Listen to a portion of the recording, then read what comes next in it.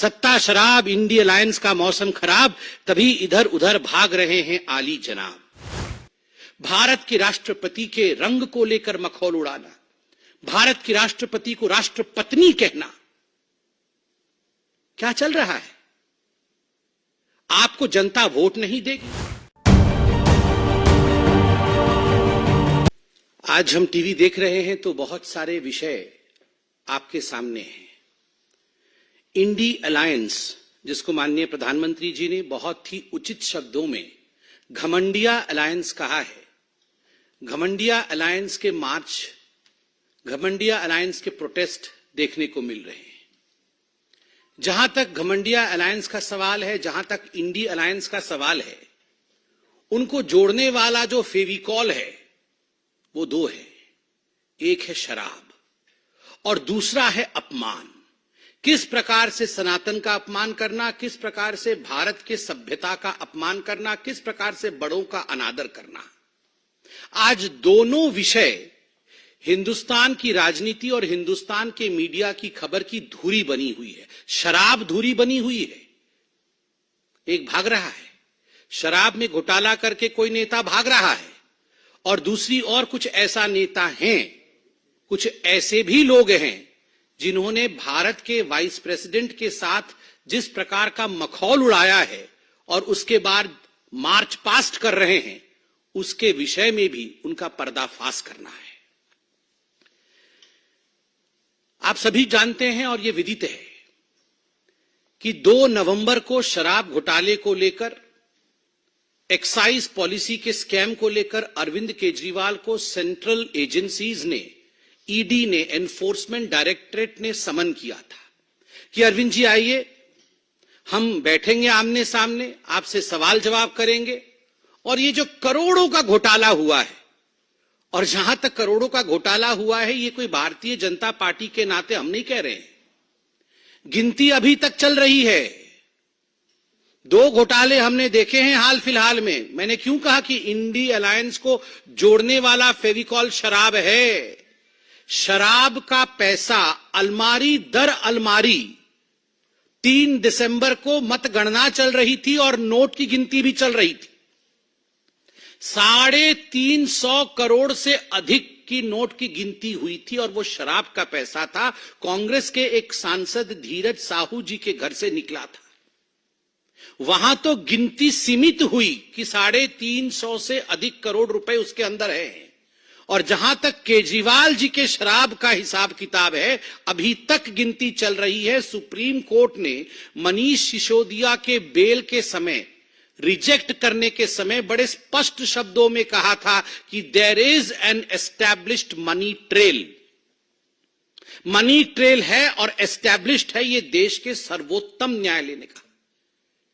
फिर भी आप अरविंद केजरीवाल जी की बेशर्मी को देखिए, आज भी भाग गए।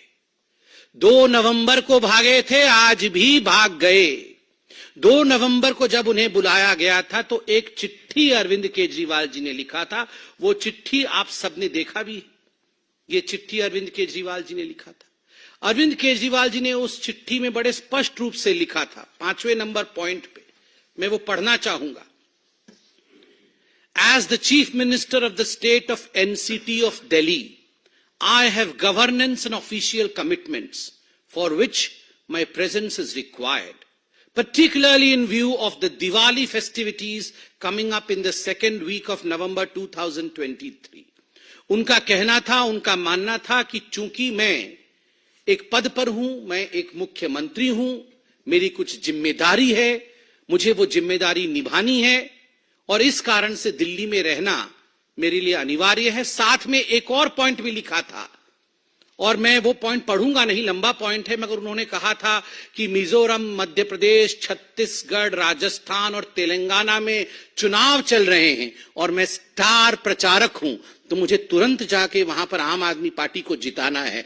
205 सीटें शायद लड़ी थी और जमानत जब्त सब सीटों में हुई ना। हाँ, कुछ 0.5% वोट ऐसा मिला है, 1% वोट भी नहीं मिला है। इन 5 राज्यों में आम आदमी पार्टी के स्टार प्रचारक, शराब घोटाले के किंगपिन, सरगना अरविंद केजरीवाल जी के प्रचार के बावजूद 0.5% या 0.7% वोट मिला है और उस कारण से वो ईडी के सामने 2 नवंबर को प्रस्तुत नहीं हुए और उनका कहना है कि मैं सीएम हूं तो मेरी कुछ जिम्मेदारी है दिल्ली के प्रति, इसलिए मैं अपना रेस्पॉन्सिबिलिटी निभा रहा था। अरविंद केजरीवाल जी ने आज भी एक चिट्ठी लिखी है, ये आज की चिट्ठी है, जब उन्हें ईडी ने फिर से पूछताछ के लिए शराब घोटाले, जिसके किंग पिन है अरविंद केजरीवाल, जिसके मास्टरमाइंड है अरविंद केजरीवाल, करोड़ों करोड़ रुपए का गबन किया है अरविंद केजरीवाल जी ने, मोटा माल कमाया है अरविंद केजरीवाल जी ने, जब इस विषय में पूछताछ करने के लिए बुलाया गया तो एक चिट्ठी लिखी है अरविंद केजरीवाल जी ने। पहला पॉइंट है, on the eve of my departure for Vipassana meditation centre, which has been widely publicized and largely circulated all over the media in the country as well as officially announced. To my utter dismay and concern, I have received the subject summons dated 18/12/2023 for my purported appearance in the person on 21/12/2023. मतलब वो विपासना के लिए जा रहे हैं, इसलिए ED की इतनी हिम्मत कि आप मुझे पूछताछ के लिए बुला ले। वाह अरविंद केजरीवाल जी, आप कभी चुनाव के लिए जाएंगे, आप कभी दिवाली मनाएंगे, आज आप विपासना के लिए जाएंगे और इस कारण से आप गवर्नेंस में भाग नहीं लेंगे और आप अपनी रेस्पॉन्सिबिलिटी से भाग नहीं लेंगे, रेस्पॉन्सिबिलिटी से भागेंगे। Arvind and accountability will never travel together.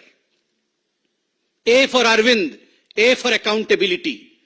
और अरविंद और अकाउंटेबिलिटी कभी भी एक साथ नहीं चल सकते। केजरीवाल एंड कर्तव्य विल नेवर ट्रैवल टुगेदर। कभी भी अपने कर्तव्य का वहन करना एक जनप्रतिनिधि का कर्तव्य है कि यदि उसने घोटाला किया है और देश की सेंट्रल एजेंसी उसे बुलाती है तो उसे वहां जाना पड़ेगा, प्रश्नों का उत्तर देना पड़ेगा। मैं एक बात स्पष्ट कर दूं, यहां विपासना के पीछे छुपने की कोशिश अरविंद केजरीवाल कर रहे हैं। कुशासना और विपासना साथ साथ कभी नहीं चल सकता है। यदि आपने कुशासना किया है तो बाद में जेलासना होगा ही होगा। ये जेल आसन के बारे में हम नहीं बता रहे हैं अरविंद केजरीवाल जी, आप ही के 2 मंत्री सौरभ भारद्वाज और अतिशी मरलीना जी ने बड़े स्पष्ट रूप से प्रेस कॉन्फ्रेंस करके कहा कि हमें पता है अरविंद केजरीवाल जी की गिरफ्तारी हो, ओवर कॉन्फिडेंट गिरफ्तारी होगी, जरूर होगी, और एक रेफरेंडम भी कराया कि अगर गिरफ्तारी हो जाएगी तो क्या तिहाड़ से सत्ता चलाया जाएगा या नहीं। ये तो भारतीय जनता पार्टी ने नहीं कहा, ये तो ईडी ने नहीं कहा, ये तो जिसने एफआईआर किया, एफआईआर तो सीबीआई ने किया था, सीबीआई ने भी नहीं कहा कि आपकी गिरफ्तारी कंपल्सरीली होगी। आप लोगों ने प्रेस कॉन्फ्रेंस करके कहा, कॉन्फिडेंटली कहा अवश्य गिरफ्तारी होगी। तो आज हम कहना चाहते हैं आप अगर इतने कॉन्फिडेंट है कि गिरफ्तारी होगी, कुशासन करके विपासना करने जा रहे हैं, कुशासना एंड विपासना। चिंता मत करिए केजरीवाल जी, जेल में इन सारे आसनों की व्यवस्था है, विपासना जेल में भी कराया जाता है।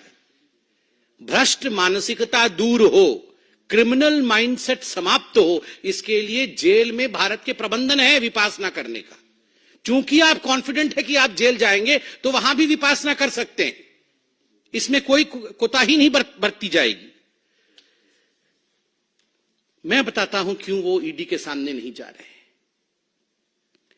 मनीष सिसोदिया जी का तो आपने देखा ही है, क्योंकि अभी केजरीवाल जी को लग रहा है कि गियो तो गियो, मनीष तो गियो, सत्येंद्र जैन भी गियो, और तो और संजय जी भी गियो। सबसे इसलिए उपाय यही है कि भागियो भागियो भागियो, क्योंकि अगर वो भी जाएंगे तो गियो, कोई बच नहीं रहा है। आप सोच के देखिए अरविंद केजरीवाल जी के सामने मनीष सिसोदिया जी का क्या हश्र हुआ। सूली पे लटकाया अरविंद केजरीवाल जी ने मनीष सिसोदिया जी के हस्ताक्षर करवा करके। वो जानते थे गड़बड़ घोटाला हो रहा है, उनको लग रहा था वो सीएम विदाउट अकाउंटेबिलिटी रहेंगे, उनके हस्ताक्षर कहीं करेंगे नहीं, तो मनीष सिसोदिया अकेले ही सूली पे लटकेंगे। सत्येंद्र जैन भी गियो, मनीष सिसोदिया भी गियो, संजय जी भी गियो, इसलिए ये भागियो। किसी भी कीमत पे मुझे भाग जाना है, मगर कब तक भागियो, कित्थे कित्थे भागियो, कहां कहां भागोगे, कितना होशियार बन के होशियारपुर भागोगे, कहीं भी भागोगे याद रखिए केजरीवाल जी, कानून के हाथ लंबे होते हैं, बहुत लंबे होते हैं। आपने घोटाले किए हैं, आपको पकड़ा जाएगा। मुझे बड़ा आश्चर्य होता है, ये केजरीवाल जी की जो चिट्ठी थी पिछली बारी वाली, उस समय तो हमारे पत्रकार बंधुओं ने भी बहुत ही शिद्दत से हमसे पूछा था कि नहीं वो आज मध्य प्रदेश में जा रहे हैं, उनकी वहां रोड शो है, तो अच्छा परफॉर्मेंस करेंगे। नोटा से भी खोटा निकला है उनका परफॉर्मेंस, नोटा से भी खोटा वो परफॉर्मेंस रहा है पांचों राज्यों में आम आदमी पार्टी का। इसलिए ये बहाने देके भागने का काम अरविंद केजरीवाल और आम आदमी पार्टी छोड़ दे। सत्ता शराब इंडी अलायंस का मौसम खराब, सत्ता शराब इंडी अलायंस का मौसम खराब, तभी इधर उधर भाग रहे हैं आली जनाब। वो सब जानते हैं कि जो सत्ता की चाहत में शराब की घोटाला किया था उन्होंने, और जो इंडी अलायंस के सहारे सत्ता में प्रधानमंत्री बनने के सपने केजरीवाल जी देख रहे थे, अब वो सारा मौसम बिगड़ गया है। इस कारण से इधर उधर भाग रहे हैं। सत्ता शराब इंडी अलायंस का मौसम खराब, तभी इधर उधर भाग रहे हैं आली जनाब। ये तो था एक फेविकॉल का जोड़ शराब का और अरविंद केजरीवाल जी की भागने की कहानी। मगर बड़े दुख के साथ मुझे कहना पड़ रहा है कि जो अभी मार्च चल रहा है तथाकथित इंडी अलायंस के सदस्यों का, घमंडिया अलायंस के सदस्यों का, vice president of India Jagdeep Dhankhar ji के साथ जिस प्रकार का व्यवहार किया गया है, जिस प्रकार से सार्वजनिक रूप से एक संवैधानिक उच्च पद पर प्रतिष्ठित व्यक्ति का अभद्रामी पूर्वक अपमान किया गया है, this is not just a political issue, ये केवल एक राजनीतिक विषय नहीं है। भारत जैसे देश में यह एक संवेदनशील इशू है, इमोशनल इशू भी है। मेरे पिताजी भी उम्रदराज है। आज मैं अपने पिताजी को देखता हूं तो कभी कभी मुझे भी लगता है कि थोड़े से वो भी झुक गए, कंधा उनका झुक गया है। क्या कोई बेटा अपने पिताजी के झुके कंधों का मजाक उड़ा सकता है? क्या भारत ने कभी यह सिखाया है?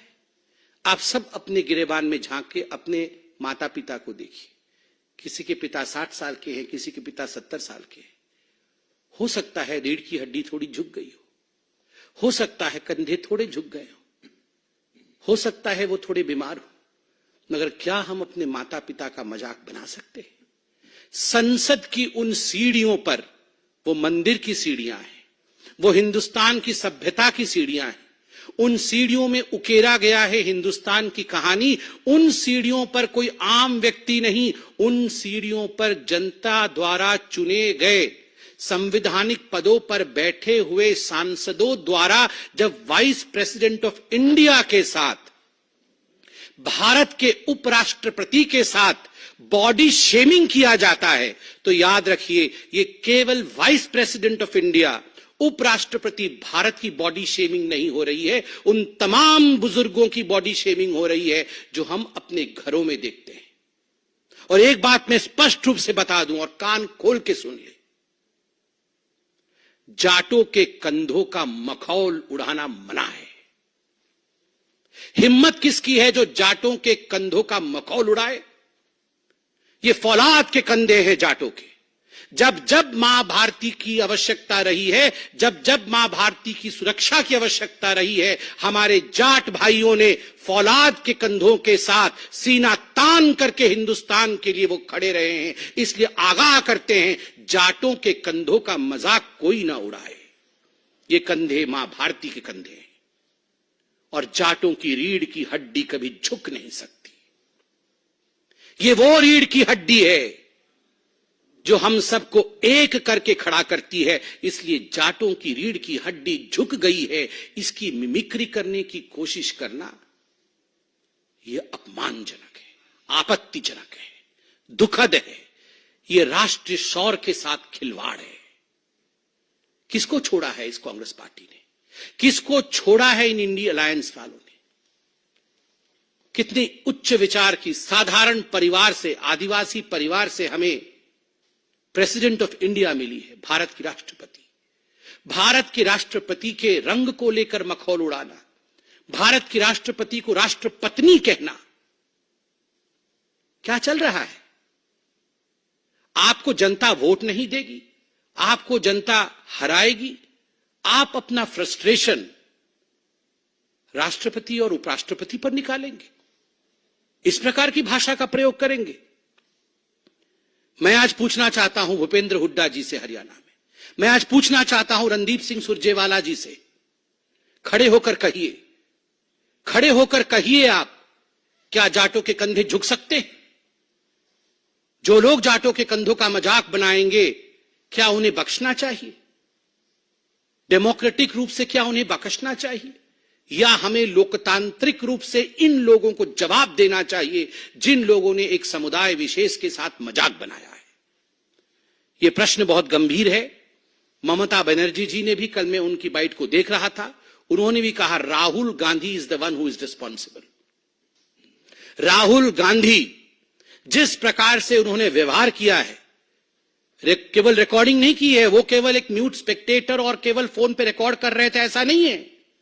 उन्होंने इंटरैक्ट भी किया है और कहा भी है उंगली उठाकर कि I am a Lok Sabha member. It was a theatrics which was planned. यह एक पूरा का पूरा विषय ऐसा था जो प्लान्ड तरीके से, सुनियोजित तरीके से एक समुदाय और खास करके एक कॉन्स्टिट्यूशनल पोस्ट पे बैठे व्यक्ति को नीचा दिखाने का प्रयोग किया गया है। यह प्रयोग कभी भी सफल नहीं होगा। हिंदुस्तान की जनता सभ्यता और संस्कार में विश्वास रखती है। जवाब लोकतांत्रिक तरीके से हिंदुस्तान की जनता देगी। धन्यवाद।